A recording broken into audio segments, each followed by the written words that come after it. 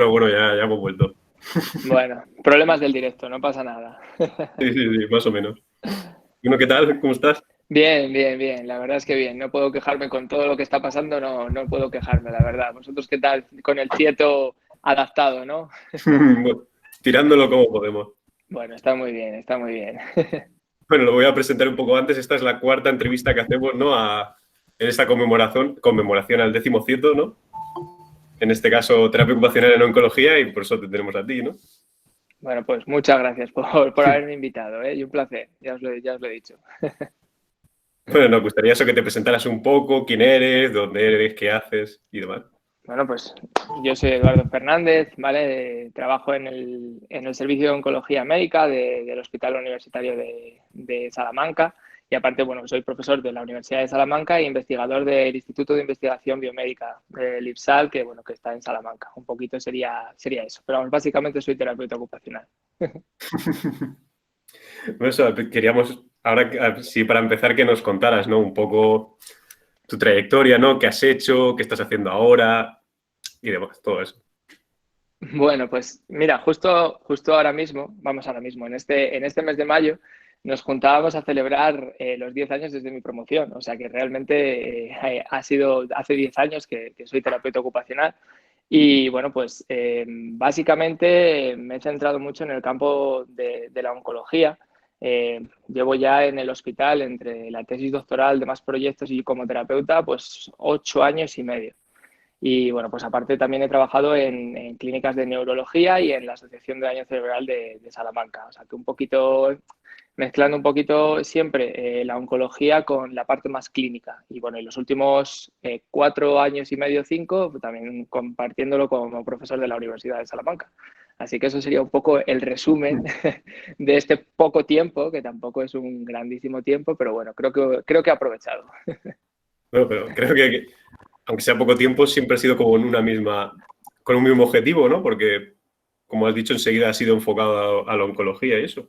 Sí, eso es un poco extraño y la verdad es que o sea, es normal. O sea, yo jamás pensé en la carrera, nunca pensé en el paciente oncológico o el paciente con cáncer. Entonces, una vez que terminé la carrera, como imagino que os pasará, no sé, ¿tú eres de cuarto, Víctor, o de cuál Bueno, curso eres? tercero. De tercero. Bueno, pues como os pasará a muchos o como les ha pasado a muchos, pues termináis cuarto y decís, ¿y ahora qué hago? Bueno, pues puedo buscar trabajo, puedo hacer un máster, puedo hacer un posgrado, ¿no? Pues bueno, en mi caso, la verdad es que estuve analizando diferentes alternativas, estuve leyendo mucho y bueno, contacté con algún profesor que había tenido durante la carrera y en Salamanca hay un posgrado de tratamiento que se llama Tratamiento de Soporte y Cuidados Paliativos en el Enfermo Oncológico y bueno, pues me sugirieron la posibilidad de hacerlo y bueno, pues a lo mejor desde terapia ocupacional se podía hacer algo en este tipo de pacientes. Entonces, bueno, ese fue un poco el inicio de la trayectoria que comenzó con el TFM que todos realizáis y que todos realizamos una vez que estamos realizando el posgrado y posteriormente con la tesis doctoral. Y la verdad es que en ese recorrido que hice en paciente oncológico me di cuenta de la importancia que teníamos como profesionales en ese campo de actuación. Y claro, queríamos hablarte también porque, claro, en general en España no suelen verse muchos terapeutas, ¿no? Lo que es el ámbito público y eso, y menos encima en el campo en el que tú estás haciendo. Entonces, quiero preguntarte eso, ¿no? ¿Cómo crees que, aun siendo tan pocos, por qué es tan importante, ¿no? ¿Cómo crees que afecta a los pacientes esta figura? A ver, es una pregunta que nos han hecho muchas veces o que han hecho a muchos compañeros y demás, y yo siempre la respondo de la misma forma. O sea, yo, por ejemplo, el día de mañana, si yo tuviera cáncer y tuviera ciertos grupos sintomáticos que podemos pasar a analizar más detenidamente para verlo, cómo intervenimos los terapeutas ocupacionales en ese campo. O sea, si yo tuviera cáncer y tuviera esos síntomas, yo querría que un terapeuta ocupacional me tratara. ¿Sabes? Porque es algo que, o sea, no es que no es porque lo haga yo, sino porque veo cómo pueden mejorar los pacientes y querría eso para mí. Entonces, cuando preguntan el porqué del terapeuta ocupacional en lo que sea, o sea, me da exactamente igual la patología, la enfermedad, el síntoma. O sea, al final es porque yo, si tuviera ese problema clínico, yo querría que un terapeuta ocupacional me tratara. Creo que esa es la mejor respuesta que se me ocurre. ¿Y cómo crees que te ven el resto de profesionales sanitarios? Bueno, a ver, en esto ha habido un periodo de adaptación, ¿no? Porque evidentemente pues yo era como un profesional extraño que comenzaba, entonces en un principio, bueno, pues claro, yo terminé la carrera, comencé el TFM, en el TFM comencé a ver ciertos pacientes, principalmente pacientes con astenia tumoral y muy encamados. Entonces al principio, pues bueno, era como este chico joven que viene aquí, bueno, ¿sabes? Bueno, eso tuvo una evolución, ¿no? Y pasé como de ser ese chico joven que viene por aquí, que no sé, porque tampoco veía muchos pacientes, claro, o sea, evidentemente, pues en un TCM pues era algo muy restringido, entonces, bueno, pasé a ser como el fisio que hace cosas raras, ¿no? O sea, era un poco eso, y es verdad, ¿sabes? O sea, yo, vamos, o sea, evidentemente o sea, es simplificarlo mucho, ¿no? Pero era como el fisio que hace cosas raras que no hace fisio, pero parece fisio, porque hace como rehabilitación, ¿no? Hasta que posteriormente, pues evidentemente, yo, aparte de dar mucho la paliza con lo que era, que yo ni era un fisio ni nada del estilo, pues ya entendieron y supieron comprender qué era exactamente o qué es la terapia ocupacional, que muchas veces pues es altamente desconocida y en el ámbito oncológico, como tú dices en España, pues es ciertamente desconocido. Y los pacientes cuando, o sea, van derivados a ti de otro profesional, imagino que van derivados, ¿no? No van directamente a ti para No, pedirte el eso, servicio, ¿no?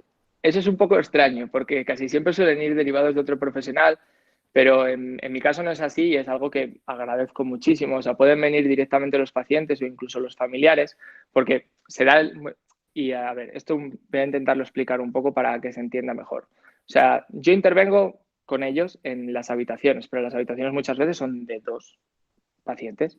Entonces, a lo mejor estoy interviniendo con uno y llega otro paciente. Entonces, llega ese otro paciente con ese mismo síntoma. Entonces, claro, ve eso y en cuanto está viendo lo que yo estoy haciendo con ese paciente, dice, yo quiero esto. ¿Qué es lo que ocurre? Que no es que yo directamente diga, vamos a incorporarlo, no. Desde hace ya, pues yo creo que ya 5 años o así, tenemos sesiones clínicas, 3 a la semana, martes, jueves y viernes, además de 1 a 2. Y allí participamos médicos oncólogos que están en planta, enfermeras que están en planta, psicólogos, trabajadores sociales, auxiliares de enfermería y yo como terapeuta ocupacional y ponemos en juego todos los pacientes que hay y cómo podemos intervenir en ellos. O sea, es decir, a mí me pueden, a lo mejor, el médico oncólogo me puede derivar a mí, a un paciente, porque lo considera, pero también a lo mejor una enfermera o a lo mejor yo digo, ¿qué os parece si este paciente? Y al final eso sí que es verdad que nosotros lo trabajamos muy bien en equipo. Y estabas hablando un poco, ¿no? De que estabas actuando con el paciente y tal en la habitación, porque ¿en qué momento entras tú a intervenir de la enfermedad, ¿no? Si más al principio, ¿no? Más reciente, ¿no? De le acaban de dar la noticia o ya está más avanzado, entonces claro, tiene unos síntomas. ¿Qué momento es en el que... Fundamentalmente, y eso sí que, porque tenemos, la verdad es que, a ver, tenemos muchos estudios y muchos datos analizados y la mayoría de los pacientes son en un estadio que he visto, son en un estadio más bien medio avanzado, en el cual hay unos síntomas ya bastante incidentes, a lo mejor hay una disnea importante por una insuficiencia respiratoria en un cáncer de pulmón, o hay una astenia tumoral bastante importante también por a lo mejor por más tratamientos quimioterápicos. Entonces, generalmente el grosso de los pacientes es en un momento medio avanzado de la enfermedad. Mm. Lo que ocurre es que muchas veces a esos pacientes que, pues eso, porque al final el cáncer tiene una progresión, en muchos casos es positiva, en otros casos es negativa. Entonces, lo que hacemos es acompañar a ese paciente durante todo el recorrido que tiene la enfermedad. Claro. Y a la hora ya de las sesiones, ¿tú tienes libertad para decir, mira, tantos días voy a ir con tal paciente o eso viene estipulado, mira, te tocan por norma tantas horas a la semana, tantos días? ¿Cómo va eso? Ahí soy un grandísimo afortunado porque tengo total libertad para hacer las sesiones. Generalmente, vamos, las sesiones son diarias con los pacientes que están hospitalizados e incluso muchas veces porque no es una sesión, o sea, muchas veces no es una sesión convencional como tal. O sea, yo he trabajado, por ejemplo, en clínica y en clínica vienen, están 1 hora y se van, o están 45 minutos y se van. Y tienen 2 sesiones, 3 sesiones a la semana. En muchos casos, a lo mejor, no es, trabajo con ellos 2, 3 veces en la mañana. A lo mejor un paciente que tiene problemas de movilidad, voy a trabajar con él ciertas transferencias al inicio de la mañana, cuando el paciente está realizando actividades básicas. A lo mejor en el medio de la mañana voy a trabajar con él, pues vamos a trabajar un poco de ambulación, etcétera, y cuando llega más la hora de la comida, pues si tiene también alteración de la VD de comida, pues vamos a trabajar también la comida. Y a lo mejor son pequeñas sesiones de 15, 20 minutos que las espaciamos para hacerlas coincidir con lo que queremos trabajar y con lo que queremos mejorar en ese paciente. Entonces, un poco en eso es como yo estoy en la planta y en la planta yo me organizo un poco cómo veo yo a estos pacientes. Y ahora me gustaría hablar más de tu trabajo directamente, ¿no? Sobre todo el trabajo en planta, ¿no? O sea, tú estás ahí en la habitación, ¿no? Pero ¿cómo es a la hora de ese trabajo ya directamente? ¿Cómo lo haces?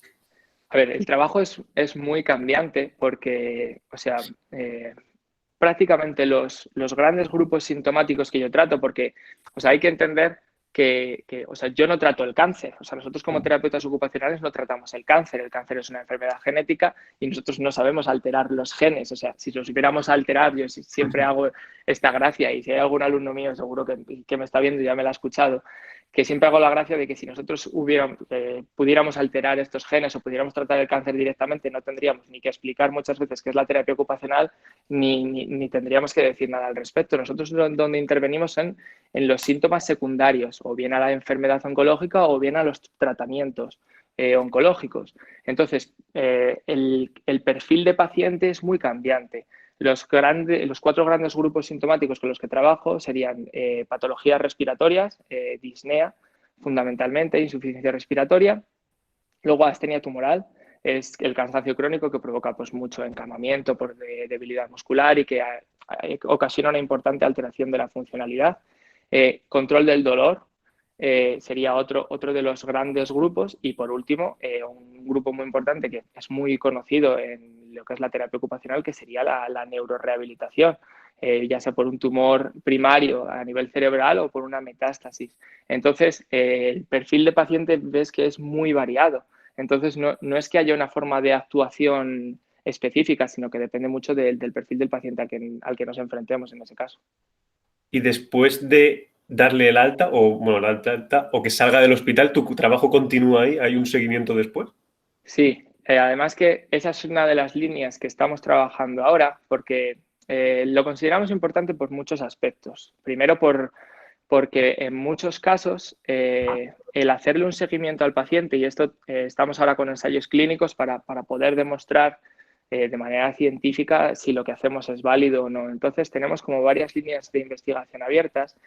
Una primera en la que queremos comprobar si el hacer un seguimiento en estos pacientes hace que haya un mayor control del síntoma y así impedimos que haya reingresos. O sea, por ejemplo, un paciente con un problema respiratorio, en un momento determinado, con un tratamiento farmacológico, con unas medidas rehabilitadoras, el paciente mejora y vuelve a casa. Pero si en casa no tiene unas medidas adecuadas para el control de ese síntoma, a lo mejor puede reingresar. Entonces, queremos comprobar eso por una parte. Por otra, muchas veces nos encontramos con que un paciente mejora a nivel de funcionalidad, a nivel de dependencia, pero llega a su casa y su casa no está adaptada.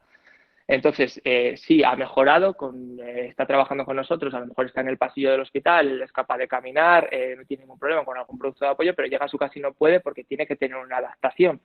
Entonces, intentamos trabajar ese método de adaptación. Y en tercer lugar, o sea, no solamente para prevenir reingresos o para adaptar el hogar, sino porque el proceso de enfermedad oncológica es un proceso lineal. Entonces, pensamos que el acompañamiento durante la enfermedad de ese paciente puede hacer que nosotros podamos ayudar a ese paciente.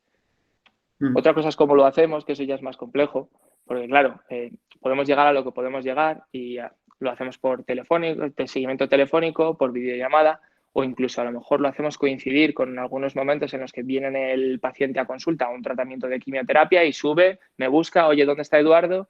Mira, tengo este problema, o vamos a su domicilio, como es evidente que sería la forma mejor y que todos queríamos hacerlo. O sea, de hecho, te quería preguntar un poco acerca de eso, ¿no? O sea, va un poco hilado porque te quería preguntar en qué te ves más limitado en tu día a día en cuanto a recursos, ¿no? Falta de material, de tiempo, no sé, de prestaciones.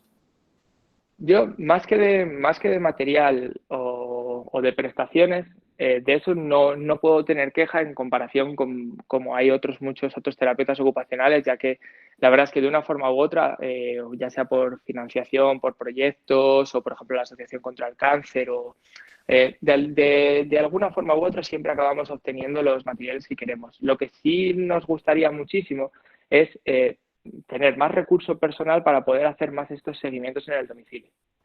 O sea, Mm. pensamos que hay muchos pacientes que se podrían beneficiar de un seguimiento in situ o de tener más seguimiento, pero claro, se llega hasta donde se llega y muchas veces pues ese sería el principal hándicap inconveniente que sí que te diría.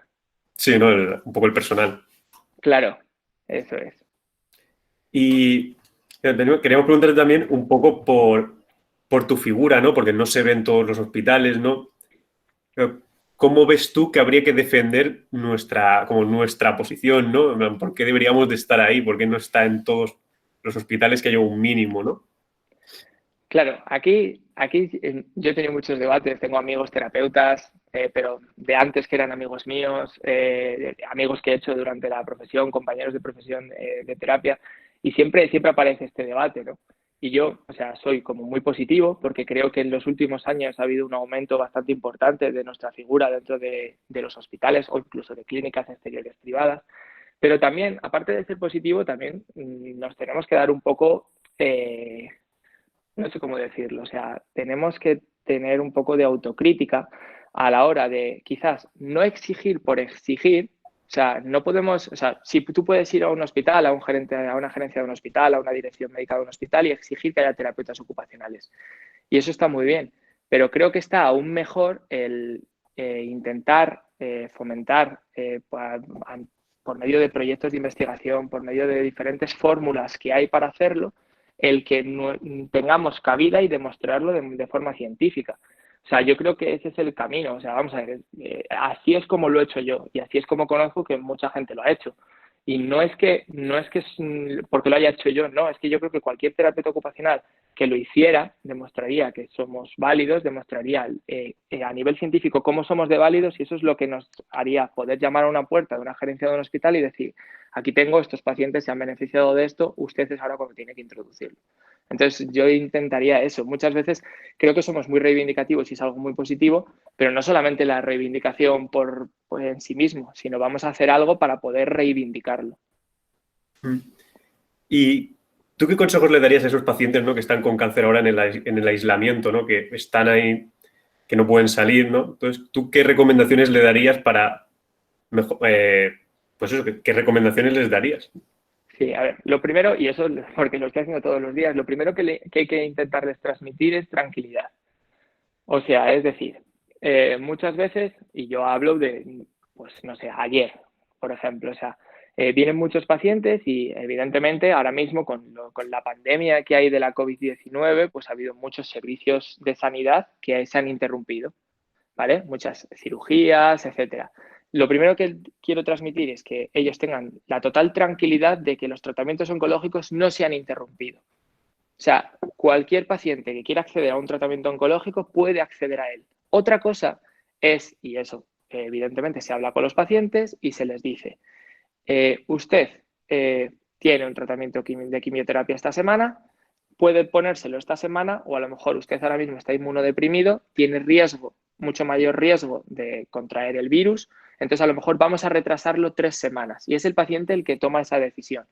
Pero a nivel, o sea, a nivel legal, ellos si quieren tener, y lo estamos teniendo tratamientos, o sea, lo que intentamos es tener una normalización absoluta del tratamiento oncológico, porque tanto quimioterapias, radioterapias, cirugías, todo está siguiendo su curso, porque estos pacientes no pueden esperar en muchos casos, en otros sí, y entonces por eso esperan, pero en otros no. Eso por una parte, calma por una parte, y por otra, que extremen las medidas de precaución a nivel preventivo. ¿Por qué? Porque son pacientes inmunodeprimidos, en muchos casos, pacientes con las defensas más bajas. Entonces, el riesgo de contagio es mucho más alto y en la parte de que el riesgo de contagio sea más alto, lo que hace es que ese contagio puede tener peores repercusiones en esas personas. Pero por eso todos nos tenemos que quedar en casa, no solo por nosotros, sino por esos pacientes también. Ahora también quería que hablaras, ¿no? Que ya lo has dejado caer y en los comentarios lo han puesto, esa rama, ¿no?, de investigación que es tan importante en nuestra carrera, ¿no? Que es tu papel durante la investigación, ¿no? ¿Cómo ha sido tu proceso de investigación en terapia ocupacional y por qué crees que es importante ese papel de la investigación en la terapia ocupacional? A ver, es importante primero porque genera conocimiento y solamente con el hecho de generar conocimiento ya es importante. Segundo, porque nos reivindica como profesión sanitaria. O sea, nos reivindica como profesión sanitaria y científica y hace que los demás vean que lo que realizamos es científicamente válido, que es lo que queremos. Eso creo que serían como las dos partes muy importantes. ¿Cómo lo he hecho yo? Pues gracias a eso yo trabajo en un hospital y ¿cómo lo fui haciendo? Pues hice el TFM, luego hice la tesis doctoral con una beca predoctoral. Durante la tesis doctoral la hice en 3 años y en esa tesis doctoral analicé pacientes con astenia tumoral, pacientes encamados, como he comentado creo que anteriormente.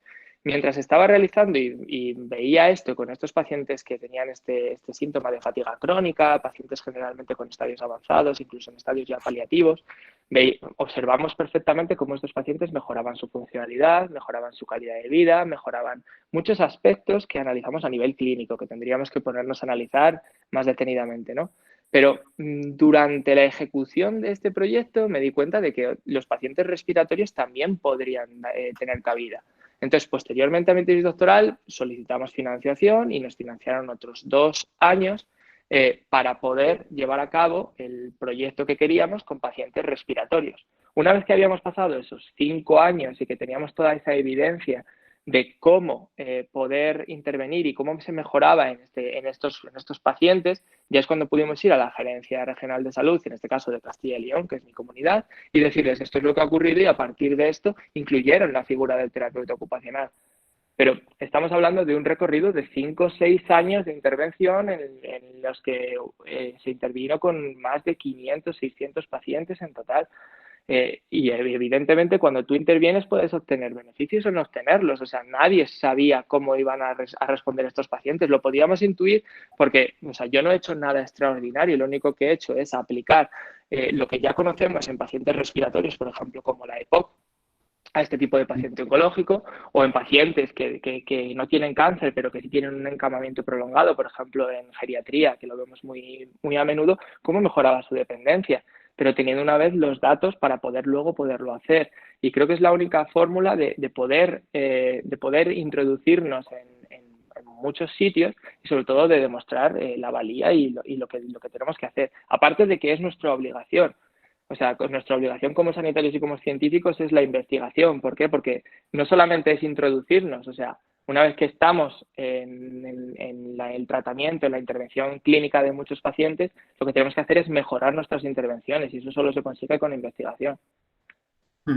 Como anécdota, muy rápido, cuando yo conseguí ser investigador del Instituto de Investigación Biomédica de Salamanca, claro, te hacen una planilla de investigador y lo que te preguntan es ¿cuál es tu profesión para incorporarlo? Yo dije que era terapeuta ocupacional y en el desplegable de la página web no aparecía esa profesión. O sea, entonces, pero ya aparece. Entonces, lo que tenemos que buscar es eso, lo que tenemos que buscar es aparecer en las planillas de los hospitales, en todo lo que creo que es lo importante. Bueno, ahora yo ya no tengo más preguntas para darte. Queríamos dejar bastante tiempo para las preguntas de la gente, ¿no? Que ya han ido dejando, ¿no? Entonces, te las voy a ir diciendo. Perfecto. A ver, la primera es de Eva María Navarrete, que si sabes de algún grupo de terapia ocupacional que esté investigando con población oncológica. No, vamos, no lo conozco. Aquí en España no lo conozco. Yo, por ejemplo, a nivel internacional, hay un terapeuta ocupacional que ha escrito libros y tiene una producción científica importante, que es Jill Cooper, que sí tiene un grupo importante de investigación, o Pergolotti, que creo que la habéis invitado al CIETO, que es una terapeuta que también tiene muchísima producción científica en paciente oncológico. En España como tal no conozco ningún grupo, aparte del que nosotros podemos llevar en la Universidad de Salamanca o en el hospital, no conozco ninguno que esté con población oncológica formado como grupo. Otra cosa es que haya terapeutas ocupacionales que existen interviniendo en pacientes oncológicos, que los hay y cada vez los habrá más porque es una población muy digna de que nosotros intervengamos. Te pregunta Raquel si podrías contarnos alguna historia sobre un paciente o una experiencia en general que te haya marcado a lo largo de tu carrera profesional. Hay muchas, hay muchas. Bueno, mira, una de adaptación de la necesidad del terapeuta ocupacional con adaptaciones en productos de apoyo, etcétera, viene dado, son dos pacientes diferentes, pero es prácticamente lo mismo. Los pacientes con problemas respiratorios, sabéis que tienen que estar con una oxigenoterapia activa. Esta oxigenoterapia, generalmente, parte de donde está la habitación y tiene unas gafitas nasales. Esas gafitas nasales pueden tener una alargadera. Entendemos el concepto, todo para exponerlo y observarlo bien, ¿no? Pues había un paciente que llevaba en el hospital pues 1,5 meses, 2 meses ingresado seguro de tiempo.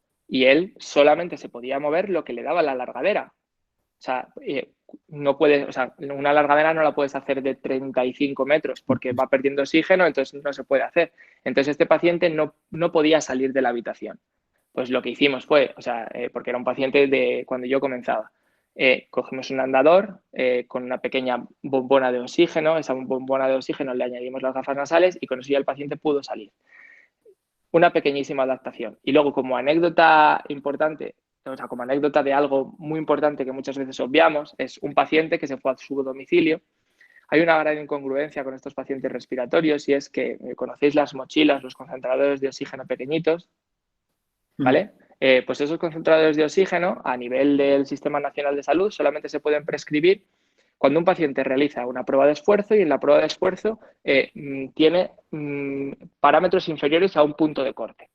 ¿Qué ocurre con estos pacientes oncológicos? Que no son capaces ni tan siquiera de realizar esta prueba de esfuerzo.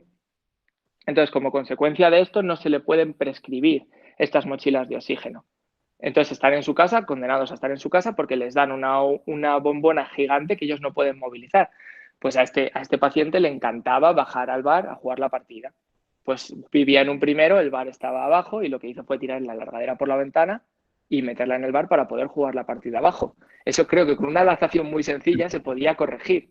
¿Vale? Entonces, como anécdota de lo que es realmente lo importante y con una pequeñísima adaptación que a todos los que estáis viendo aquí seguro que se os ocurren miles de adaptaciones para solucionar eso muy rápidamente, pues la calidad de vida que le dábamos a esa persona y no sé, es que creo que, bueno, pues como experiencias o anécdotas curiosas de pacientes se me ocurren esas dos ahora. Elena Montero te dice, hola Edu, ¿alguna vez has hecho o has pensado en hacer alguna intervención o adaptación de las salas de los pacientes que están aislados?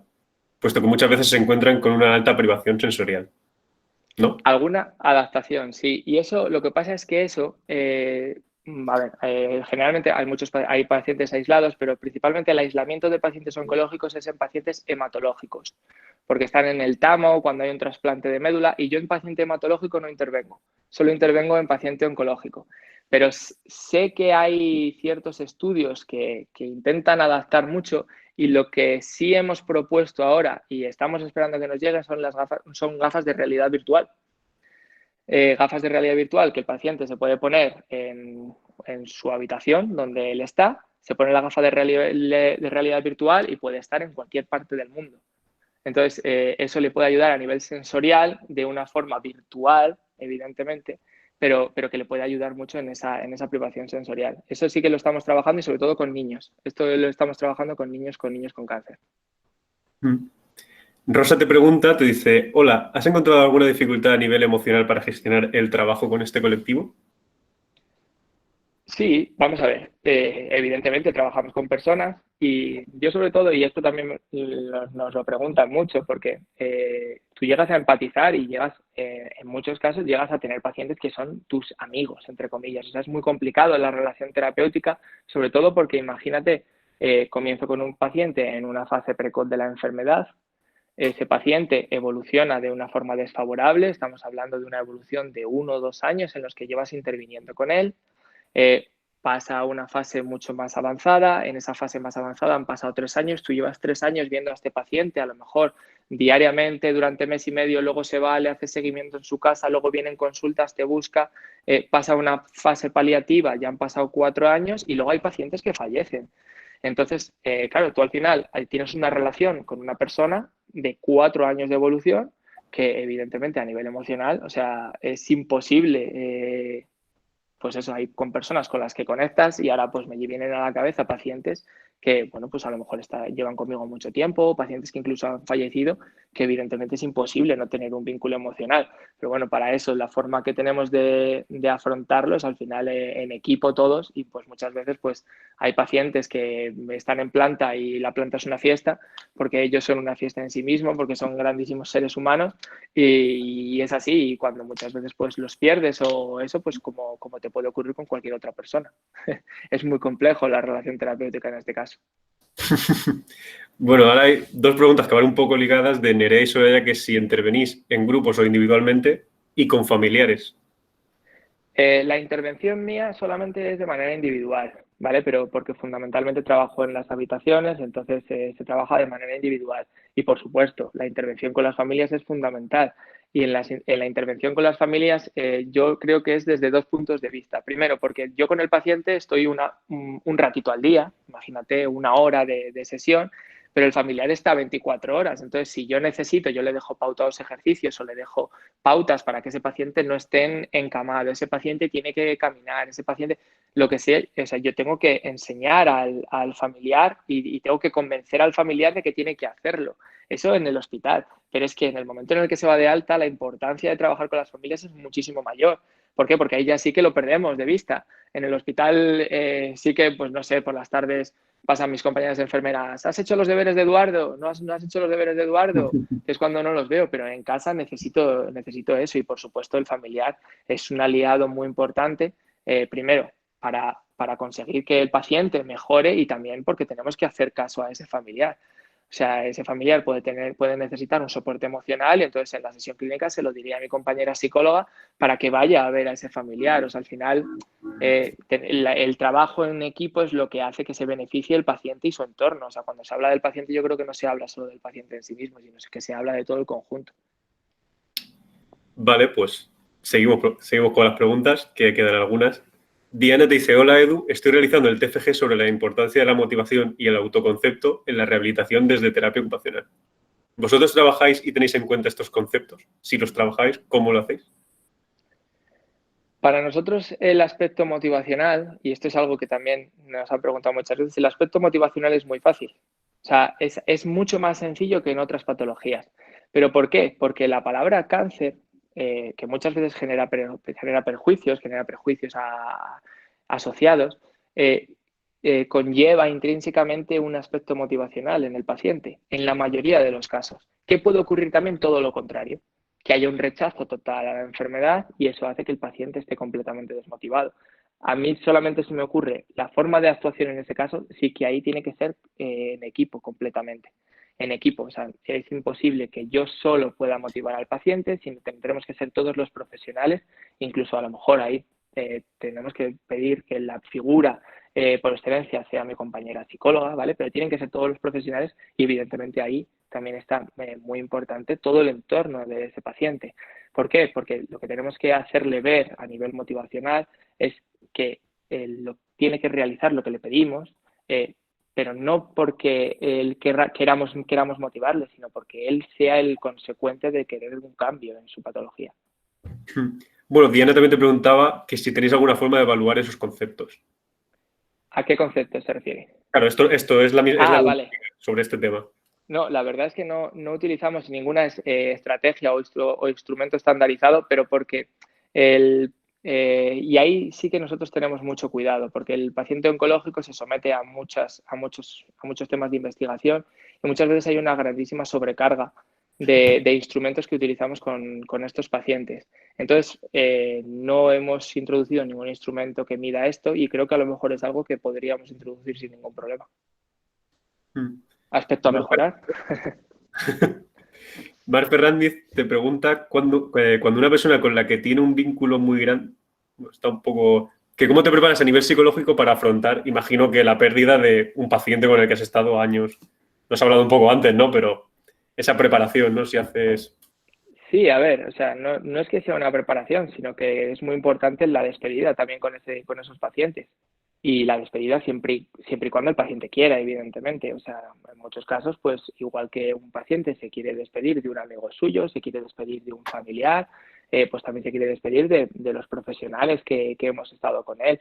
Entonces es una situación que evidentemente nos hemos tenido que formar también mucho. O sea, el paciente oncológico requiere formarte igual que todos, pero requiere formarte quizás algo más en especial. Y al final, pues muchas veces pues tienes que afrontar esas despedidas con esas personas, porque al final no son pacientes, son personas que lo que te he dicho anteriormente, o sea, yo tengo pacientes que he estado con ellos viéndolos 4 o 5 años. Entonces, es que pasan a ser de tu círculo social, por llamarlo de alguna forma. Bueno, Alba Gómez te saluda, alumna de cuarto. Hola, Alba. Luego Alicia te pregunta que cómo preparáis el alta desde terapia ocupacional y si hacéis un seguimiento. Bueno, también has hablado de esto, pero... Sí, a ver, no es que se prepare un alta, tenemos un protocolo en el que, bueno, en el que fundamentalmente dependiendo del grupo sintomático en el que estemos interviniendo, tenemos unas pruebas que pasamos al inicio, antes de comenzar la intervención y en el momento de alta del paciente, para saber cuantitativamente y con total rigor y exactitud cuál ha sido la mejoría o no de ese paciente. Entonces, ese es un protocolo que realizamos con todos los pacientes en el momento en el que se van de alta. Y para el seguimiento depende un poco de las características del paciente, es lo que venía a decir un poco anteriormente.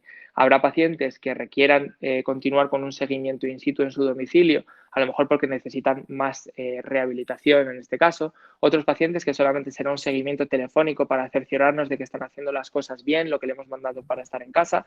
O otros pacientes que programamos solamente, pues que cuando vuelven, porque al final son pacientes que vuelven mucho por el hospital, entonces a lo mejor pues le decimos, ¿cuándo tienes que volver a un ciclo de quimioterapia? Y dicen 21 días y le dices, bueno, pues sube a verme antes y vamos a ver un poquito cómo has evolucionado de esto. O sea, es un poquito, pero sí que está muy protocolizado el hecho de antes de comenzar la intervención, una vez el momento de alta y luego un seguimiento en función de las características de cada paciente. Hay algunos pacientes que no hay que hacer ningún tipo de seguimiento también, evidentemente. Nerea te pregunta que si también intervenís en su inclusión en la sociedad por el tema de la autoestima. Sí, y eso es algo, a ver, eso es algo más complejo en un paciente más avanzado, pues, porque al final, a ver, su inclusión en la sociedad, en muchos casos su rol ha cambiado completamente, entonces hay que trabajar muchísimo eso. Imaginaros un paciente que trabajaba con normalidad y por el propio proceso tumoral, ahora tiene una incapacidad. ¿Por qué? Porque tiene una limitación en un desempeño específico y no puede hacerlo. Entonces, a lo mejor tienes que cambiar ese rol. O a lo mejor antes hacía una práctica deportiva que ahora no puede realizar y tiene que realizar otras. Al final, la inclusión en la sociedad es importantísimo, pero creo que, o sea, nosotros siempre que trabajamos con un paciente lo que buscamos es eso, es la inclusión en la sociedad, dependiendo de dónde quieras tú trabajar esa inclusión. Claro. Bueno, y luego nos preguntan también, te dicen, hola Edu, enhorabuena por el trabajazo que haces y por dejar a la figura del terapeuta ocupacional tan alto. Quería saber cómo manejáis el estrés y la ansiedad con estos pacientes oncológicos y si os habéis planteado la introducción de técnicas como la respiración o la meditación. Gracias. Sí, esto se trabaja mucho y no solamente porque en muchos casos la ansiedad va unida mucho a esta insuficiencia respiratoria, es decir, y al contrario, o sea, una persona con menos problema respiratorio pero un gran problema de ansiedad puede manifestarlo de mayor manera y viceversa. Entonces, sí, por supuesto, utilizamos técnicas de Jacobson, respiración diafragmática, o sea, todo ese tipo de técnicas con este tipo de pacientes sí que las utilizamos. Tanto yo como mi compañera, por ejemplo, psicóloga, también lo realiza. En muchos casos, a lo mejor, yo estoy haciendo una reeducación respiratoria más a nivel pulmonar para mejorar su capacidad respiratoria para VDs y ella está trabajando con una técnica de Jacobson, la ansiedad, porque es un paciente que tiene las dos cosas. Y al realizar las dos técnicas y unir las dos disciplinas, se mejora mucho más ese paciente. Bueno, pues no sé si alguien más, no tengo más preguntas, no sé si alguien quiere hacer así una a última hora, vamos a ver si alguien quiere. Como Muy Ana bien. María. ¿Cuántos terapeutas ocupacionales hay en el Hospital de Salamanca? El hospital de Salamanca es un poco raro porque hay como muchos hospitales, ¿no? Entonces, estaría el hospital clínico, que es donde estoy yo, que solamente estoy yo de terapeuta ocupacional, el Virgen de la Vega, que es donde está el servicio de rehabilitación, que tres terapeutas ocupacionales, porque hay 2 en rehabilitación y 1 en trastornos de la conducta alimentaria. Luego estaría el Hospital de los Montalvos, que es otro hospital que tiene el tema de patología dual, cuidados paliativos, que hay otros 3 terapeutas ocupacionales. Y luego estaría un hospital privado, que es el Hospital de la Santísima Trinidad, que tiene 1 o 2 terapeutas ocupacionales en rehabilitación. Si no me equivoco, ¿eh? Bueno, pues vamos a ver si alguien más se anima y si no, pues vamos cortando. Muy bien. No sé si hay algo que te has quedado con ganas de decir ahora que te está viendo tanta gente. No, nada. Que se queden en su casa, que cumplan las normas. No, y a ver, yo llevo 10 años desde que terminé la carrera y la verdad es que veo una evolución exponencial de la terapia ocupacional.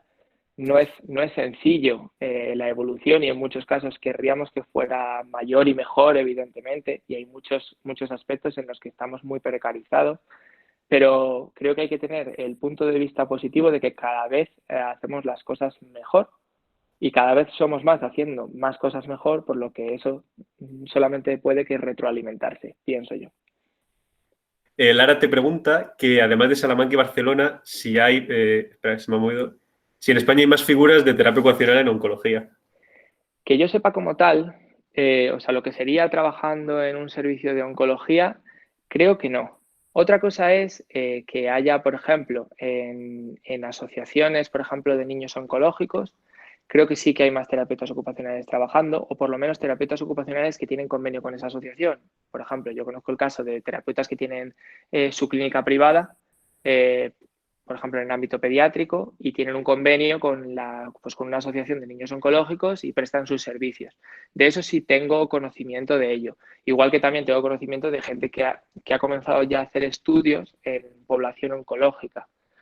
Pero como tal, lo que es en un servicio de oncología del hospital, de momento creo que no. A lo mejor me equivoco y, oye, ojalá. Luego, Ana Fumero te pregunta que si podrías hablar de la neurorehabilitación que hace el TO con el paciente oncológico. Claro, a ver, la neurorehabilitación que hacemos es igual que una neurorehabilitación convencional. ¿Qué es lo que ocurre? ¿Dónde está la diferencia del paciente oncológico? O sea, cuando un paciente sufre un daño cerebral adquirido, un ictus, aparecen unas secuelas. Y esas secuelas son las que son y vamos a trabajar por recuperar esas secuelas. Me da igual las secuelas que sean. ¿Cuál es la diferencia en un paciente oncológico? Un paciente oncológico, imaginaros, un proceso de cáncer de pulmón que metastasiza a nivel cerebral y aparecen unas metástasis cerebrales en zonas cerebrales específicas que provocan esa sintomatología. Comenzamos a trabajar esa sintomatología y el paciente recibe radioterapia o quimioterapia. Reducen las lesiones tumorales y disminuye también el síntoma. Pero también puede ocurrir al contrario. El tumor continúa avanzando y aparecen nuevos síntomas. Entonces, la diferencia que hay fundamentalmente con la neurorehabilitación convencional es que el proceso es mucho más cambiante, pero el proceso de rehabilitación es el mismo. O sea, es decir, una hemiplegia en un paciente por afectación tumoral será la misma que por un ictus, con los diferentes grupos sintomáticos, afectaciones, etcétera. O sea, la diferencia entre la neurorehabilitación en paciente oncológico y no oncológico es lo cambiante de los síntomas en muchos casos. Bueno, pues yo creo que con esto ya hemos hablado de un montón de cosas, la verdad ha estado súper interesante y yo creo que podemos cortar ya aquí. Muchas gracias, de verdad. Bueno, pues nada, gracias a vosotros y el 17º lo habéis celebrado así, pero ha sido estupendo, ¿vale? Venga, muchísimas gracias. A los demás recordarles que mañana tenemos las 2 últimas sobre terapia ocupacional en Bielorrusia y en el ámbito penitenciario, que son a las 12 a las 6 como estos días. Muy bien. Muchísimas Cuidaros gracias. todos mucho, ¿vale? Cuidaros mucho. Hasta Hasta luego. luego, adiós, chao. Hasta luego.